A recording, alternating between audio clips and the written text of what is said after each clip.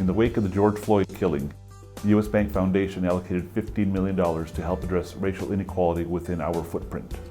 Really, our goal is to connect our members with contracts, financing, and creating jobs ultimately. We create a mentorship relationship with our board of directors, so they have direct access to top community and business leaders. We're going to be able to partner them with our executive management team and talk about how do you create a strategy within your particular group, a particular project, and frankly, in your own career, right?